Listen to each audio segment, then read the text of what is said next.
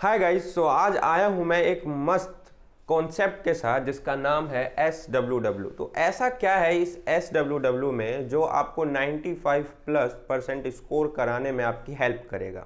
तो देखिए, इस SWW के बहुत सारे की पॉइंट्स हैं, जिसमें से सबसे खास की पॉइंट्स ये है कि ये आपके ऊपर बर्डन नहीं डालेगा, एक स्ट्रेस क्रिएट नहीं होगा। जब आप इस कॉन्सेप्ट को फॉलो करेंगे आपको ऐसा लगेगा कि भाई हमें ज़्यादा पढ़ना होगा, क्योंकि 95% लाने का मतलब है कि हमें 24 घंटे में से 20-20 घंटे 12-12 घंटे पढ़ना होगा। नहीं, ऐसा बिल्कुल भी नहीं है।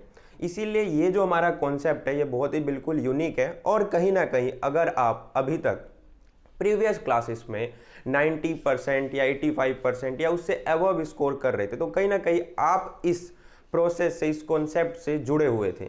सो देखिए, इस कॉन्सेप्ट में ऐसे क्या खास बात है। पहली खास बात यह है कि ये जो कॉन्सेप्ट है इसका नाम है success with week. Success with week का मतलब है जैसे जैसे आप वीकली प्रोग्रेस करते जाएंगे आप खुद देखेंगे कि आपके अंदर एक चेंजेस आ रहे हैं। अब टोटल आपके पास क्या है कि भाई टोटल आपके पास 12 मंथ्स होते हैं, जिसमें से कुछ मंथ्स तो वैसे भी वेस्ट हो जाते हैं हमारे। बट अगर हम ध्यान से देखें तो हर मंथ का हमारे पास क्या है, प्लान है कि हर मंथ के अंदर टोटल 4 वीक्स होते हैं और हमें हर वीक का एक एक कॉन्सेप्ट देखना है कि भाई हाँ, इस वीक के अंदर इसी सब्जेक्ट को हमें कैरी करना है अकॉर्डिंग टू योर सिलेबस, कि भाई आपके पास सिलेबस कितना है, कौन से सब्जेक्ट्स आपको टफ लग रहे हैं। तो अकॉर्डिंग टू मी ज़्यादातर स्टूडेंट्स के लिए जो टफ सब्जेक्ट्स होते हैं वो मैथ एंड साइंस होते हैं स्टार्टिंग में, है ना। तो आप चाहते हो कि कहीं ना कहीं हमारा मैथ एंड साइंस सबसे पहले कवर अप हो जाए, देन हम फर्दर किसी और सब्जेक्ट्स पे मूव करेंगे। तो देखिए, मैंने भी सबसे पहले मैथ एंड साइंस को लेकर के आपके सामने प्लान तैयार किया है। आप ऐसे ही पर्टिकुलर 2 सब्जेक्ट्स को सेलेक्ट करके आप इसी में ही एग्जीक्यूट करते चले जाएंगे। तो देखिए, सबसे पहले मैथ एंड साइंस में लेता हूं। हमारे पास एक मतलब वीक में टोटल 7 डेज होते हैं और एक मंथ के अंदर टोटल 4 वीक्स होते हैं। अब टोटल क्या है कि एक मंथ के अंदर यानी टोटल 4 वीक्स के अंदर आप टोटल 8 चैप्टर्स फिनिश कर दोगे। 4 चैप्टर्स हो जाएंगे आपके साइंस के एंड 4 चैप्टर्स हो जाएंगे आपके मैथ्स के। Now let's see, day one पे या तो आप मैथ पिकअप कर सकते हैं या तो साइंस पिकअप कर सकते हैं, ठीक है। अब अगर आपने मान लीजिए साइंस पिक किया तो साइंस के अंदर टोटल 3 मॉड्यूल्स होते हैं, फिजिक्स, केमिस्ट्री एंड बायोलॉजी। अगर आप फिजिक्स पढ़ना चाह रहे हैं तो देन चैप्टर नंबर 12।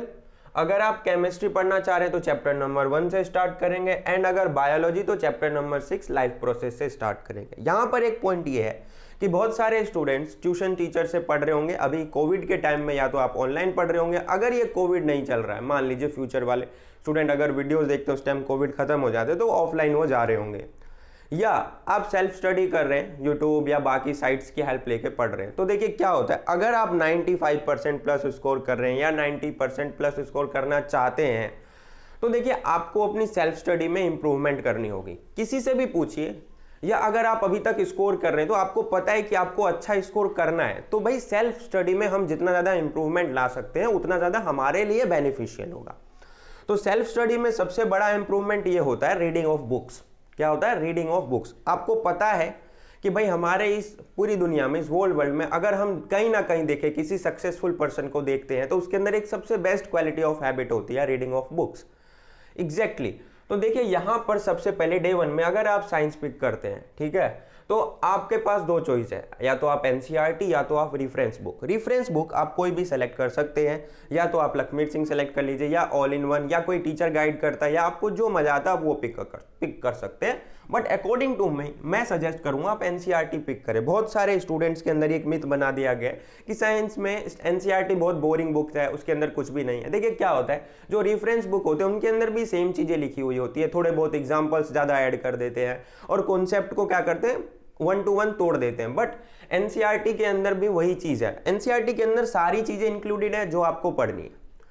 बस बशर्ते ये है कि वो थोड़ा सा बोरिंग लगता है या आपके अंदर एक मिथ क्रिएट कर दिया गया है कि भाई बोरिंग है। बट जब आप 11th-12th में जाएंगे आपको पता चलेगा NCERT is the best book होता है, ठीक है, बहुत ही ज्यादा बढ़िया होता है। इसके अंदर वो सारी चीजें इंक्लूडेड होती है जो आपको जरूरत होती है। सो या तो आप एनसीईआरटी पिक कर सकते हैं या तो आप reference book. But book read करना सबसे ज्यादा जरूरी है और एक चैप्टर को पढ़ने में मैक्सिमम 3 आवर्स लगेंगे, मैक्सिमम 3 आवर्स एक चैप्टर, है ना, पर बुक।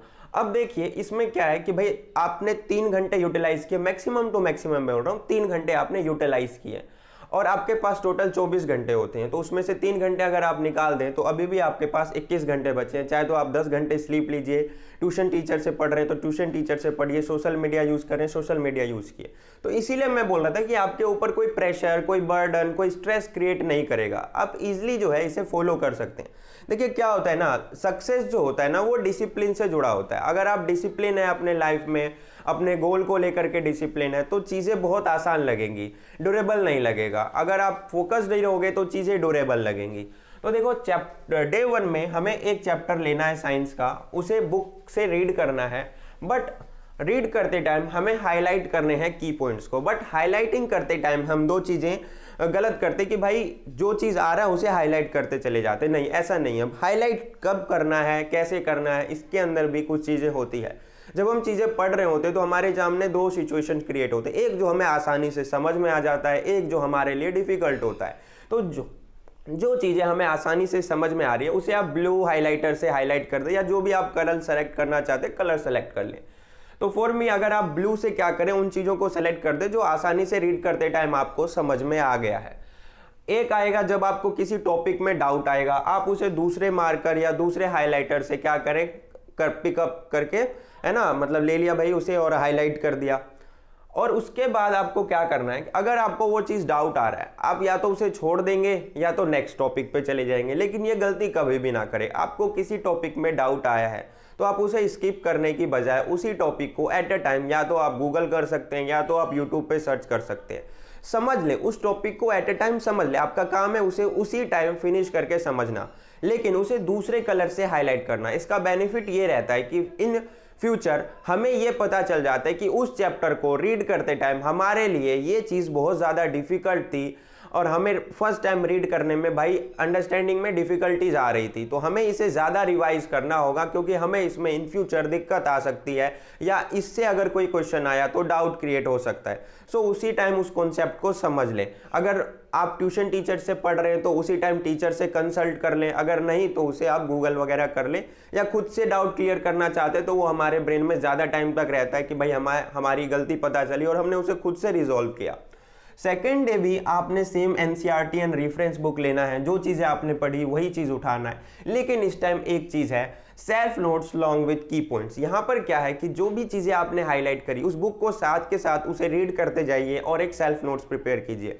क्योंकि जब हम कोई चीज़ पढ़ते हैं, पढ़ने के बाद अगर हम उसे साथ साथ लिखते हैं तो वो ज़्यादा टाइम तक हमारे दिमाग में स्टोर रहता है और हम जल्दी उसे भूलते भी नहीं हैं। तो इसीलिए मैं आपको क्या कह रहा हूँ कि आपको एक दिन बुक पढ़ना है, ज़्यादा प्रेशर नहीं लेना है अपने ऊपर, दूसरे दिन आपको दोबारा वही चीज़ पढ़ना है, लेकिन उस टाइम उसे आप सेल्फ नोट्स प्रिपेयर करेंगे, बिल्कुल ब्रीफ में चीज़ें एक्सप्लेन करेंगे विद की पॉइंट्स। आप 2-3 कलर का यूज़ कर सकते हैं अकॉर्डिंग टू योर चॉइस। ये चीज़ करने के बाद अब आता है डे नंबर 3। डे नंबर 3 पे आपको क्या करना है कि भाई उसी चैप्टर का एक यूट्यूब ट्यूटोरियल देखना है जो पूरे चैप्टर को एक्सप्लेन कर रहा हो, और पूरे चैप्टर को एक्सप्लेन करने के साथ साथ आपको क्या करना है, एक सेल्फ नोट्स प्रिपेयर दोबारा से करना है, जिसमें आप एक चैप्टर को भाई एक पेज पे ब्रीफली एक्सप्लेन कर रहे हो विद की पॉइंट्स, और जो भी आपका फ्लो डायग्राम हो कुछ भी, ठीक है, वो सेल्फ नोट शॉर्ट होना चाहिए, बिल्कुल शॉर्ट होना चाहिए, ताकि आप किसी टेस्ट से पहले उसे पढ़ लें या इंस्टेंट पढ़ लें, ताकि चीज़ें आपकी रिवाइज हो जाए। फिर यहाँ आपका डे 3 तक साइंस जो है वो कंप्लीट हो जाता है। इन दी एंड आप चाहे तो अपने एनसीईआरटी टेक्स्ट बुक के क्वेश्चंस आंसर को जरूर देख ले, क्योंकि बहुत इंपॉर्टेंट होते हैं। उसके अंदर बुक के बीच में जो हमारे क्वेश्चंस होते हैं वो बहुत ज़्यादा इंपॉर्टेंट होते हैं, एंड एक्चुअली एक्सपेरिमेंट आपको देखना चाहिए। नाउ ऑन अ डे 4 आप मैथ या साइंस में से किसी एक सब्जेक्ट को पिक कर ले। अगर आपने साइंस पिक किया था तो डे 4 पे आप मैथ पिक कर ले। मैथ पिक करते टाइम आप ध्यान रखें आपके पास 3 चैप्टर्स है, chapter number 1, chapter number 8, chapter number 15। मैंने ये क्यों लिखा है, क्योंकि मोस्टली क्या करते हैं स्टूडेंट, सोचते हैं कि हम बीच में से किसी चैप्टर को उठाएं जो हमारे लिए मुश्किल हो सकता है, बट मैं ये बताना चाहता हूँ आपको कि हमारे लिए मैथ में सबसे इंपॉर्टेंट ये कि हम चैप्टर नंबर 1 से स्टार्ट करें, क्योंकि हर चैप्टर एक दूसरे से रिलेटेड होता है। तो अगर हम 14 चैप्टर स्टार्ट कर दें एकदम से बिना चैप्टर 1 पढ़े हुए या 8 पढ़े हुए या 6 पढ़े हुए, तो हमारे लिए थोड़ी डिफिकल्टी हो सकती है, क्योंकि हर जगह कहीं ना कहीं कॉन्सेप्ट यूज हो रहा होता है, अलजेब्रा का या तो हमारे क्वाड्रेटिक का यूज हो रहा होता है कहीं ना कहीं। तो देखिए इसीलिए मैं हमेशा कोशिश ये करता हूँ कि आपको ये बताऊँ कि भाई मैथ में आप हमेशा चैप्टर नंबर 1 से स्टार्ट करें। मोस्टली टीचर चैप्टर नंबर 1 से ही स्टार्ट करते हैं। नहीं, अगर आप बीच में से कहीं भी स्टार्ट करना चाहते हैं तो आप पिक कर सकते हैं चैप्टर नंबर 8 या चैप्टर नंबर 15, ट्रिग्नोमेट्री, स्टैट्स, कोई भी पिक कर सकते हैं। तो जैसे ही आपने उठाया उसके बाद आता है day number 4 and day number 5। आपको day number 4 and day number 5 दोनों दिन भाई खुद से एक टेक्स्ट बुक को बिल्कुल सॉल्व करना है। लेकिन सॉल्व करते टाइम मैंने क्या कहा, यहाँ एनसीईआरटी पे क्रॉस किया। क्यों किया मैंने एनसीईआरटी? क्योंकि मैथ के एनसीईआरटी टेक्स्ट बुक में एक प्रॉब्लम है कि भाई लेवल 1 से लेवल 4 के क्वेश्चंस में क्या मतलब है इसका। क्योंकि देखिए मैथ के बुक को जब हम किसी चैप्टर को रीड आउट करते हैं तो भाई कॉन्सेप्ट तो समझ में आ गया, ये क्वेश्चन है, ये एग्जाम्पल है, उतना ज़्यादा ब्रीफली एक्सप्लेन भी नहीं है मैथ्स में खास करके। बट लेवल 1 के क्वेश्चन के बाद डायरेक्टली लेवल 4 का क्वेश्चन आ जाता है। आपने देखा होगा कि भाई हम पहला क्वेश्चन सॉल्व करते इजी लगता है, सेकंड क्वेश्चन पे जाते पता नहीं क्या कॉन्सेप्ट यूज हो रहा है, कितना डिफिकल्ट आ जाता है क्वेश्चन, क्या क्या कॉन्सेप्ट यूज हो रहे हैं। तो जब क्वेश्चन सॉल्व नहीं होता तो हमारे दिमाग में एक नेगेटिविटी क्रिएट हो जाती है और हमें उस टाइम ऐसा लगता है कि मैथ्स बहुत बोरिंग है, ये चैप्टर बहुत बोरिंग है, इंटरेस्टिंग नहीं है ना। सो दैट्स वाई क्यों होता है ऐसा, क्योंकि लेवल 1 के बाद डायरेक्टली लेवल 4 का क्वेश्चन आ रहा है। हम बिना लेवल 2 लेवल 3 किए लेवल 4 का क्वेश्चन कैसे करेंगे? तो ये चीज होता है और ये गैप जो है ना लेवल 4 और लेवल 1 के बीच, यही हमारे लिए ना नेगेटिविटी क्रिएट करने का काम करता है। तो मैं आपको सजेस्ट करता हूं आप कोई भी रेफरेंस बुक यूज कर सकते हैं, लाइक RDRS, मोस्टली यही यूज करते हैं। बट मैंने अपने टाइम में RD किया था। RD बहुत मोटी है लेकिन इसकी खास बात यह है कि इसके अंदर नंबर ऑफ क्वेश्चंस सॉल्व में बहुत है, कॉन्सेप्ट बहुत ब्रीफ में है। तो that's why I will told you कि भाई आप जो है RD यूज करें, है ना। इन फ्यूचर भाई RD ही आपको यूज करना चाहिए। अगर आप RS कर रहे तो भी अच्छी बात है, बट अकॉर्डिंग टू मी आप RD यूज करें तो ज़्यादा बेहतर रहेगा। मैं ऐसा नहीं है कि प्रमोशन कर रहा हूँ, बट मैंने यूज़ किया था सो मैं आपको सजेस्ट कर रहा हूँ। तो RD के बाद RD में आपको क्या करना है, मैंने खास बात यहाँ पे लिख दी है, solve question. Solve question necessary है, ये ध्यान रखें, सॉल्व क्वेश्चन सबसे ज़्यादा ज़रूरी है, अनसॉल्व करने की ज़रूरत नहीं है। अनसॉल्व क्यों नहीं करना? क्योंकि बाद में हमारे लिए टेस्ट होते हैं, NCERT की टेक्स्ट बुक पढ़ी है, पूरी अनसॉल्व पढ़ी है, उसे हमें सॉल्व करना है। तो हम क्यों RD के सॉल्व क्वेश्चन या RS के सॉल्व क्वेश्चन करें और अनसॉल्व ना करें, ठीक है ना। तो हम RD के सॉल्व क्वेश्चन करेंगे और चीटिंग नहीं करना है। ये नहीं कि सॉल्व है तो देख करके सॉल्व कर लिया, नहीं, आपको बिल्कुल खुद से सॉल्व करना है। कॉन्सेप्ट समझ में आया, एक दो एग्जांपल्स देखे एंड देन नेक्स्ट क्वेश्चन खुद से सॉल्व किया। ऐसा करने में आपको 2 दिन लग सकते हैं, मैक्सिमम टू मैक्सिमम 2 दिन, ठीक है ना। तो इससे आप एक चैप्टर फिनिश कर लोगे। देन डे नंबर 6 आपको उसी चैप्टर का एक यूट्यूब ट्यूटोरियल देखना है, प्लस NCERT टेक्स्ट बुक अपने पास रखना है। साथ के साथ क्या करना है, आपको वो वीडियो देखनी है। अगर टीचर कोई क्वेश्चन बोर्ड पे लिख रहा है, आपको खुद से वो क्वेश्चन सॉल्व करना है। देन आपको वीडियो चालू करनी है, फिर देखना आंसर करेक्ट आ रहा है। इससे क्या होगा, आपके अंदर एक कॉन्फिडेंस आएगा, ठीक है। उसके बाद आप क्या करें, NCERT के क्वेश्चन, सभी क्वेश्चन को रीड करें, छोड़े ना। सॉल्व नहीं करना कोई बात नहीं, दिमाग में सॉल्व करना है आपको, हर क्वेश्चन को रीड आउट करना है। रीड करने के बाद आप देखें कि आपके दिमाग में वो चीज़ सर्कुलेट हो पा रही है या नहीं हो पा रही। अगर आप दिमाग में उस क्वेश्चन को सर्कुलेट करके सॉल्व कर पा रहे हैं तो अच्छी बात है, नहीं तो आप पेन से उसको कॉपी पे सॉल्व कीजिए एंड देन नेक्स्ट क्वेश्चन पे जाइए। अगर किसी क्वेश्चन में डाउट हो रहा है तो उसे उसी टाइम सॉल्व कीजिए एंड मार्क कर दीजिएगा कि हाँ इस क्वेश्चन में मुझे डाउट आया था।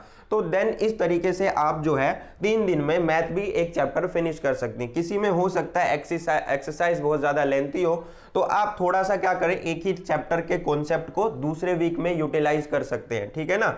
देन डे नंबर 7, या तो हो सकता है आप रिवीजन को थोड़ा स्किप आउट कर दें, डे नंबर 7 पे ले जाए। बट मैं ये कहना चाह रहा हूँ 95% लाना उतना आसान काम भी नहीं है, थोड़ा बहुत हार्डवर्क लगता है, थोड़ा बहुत पेशेंस होना चाहिए आपके अंदर।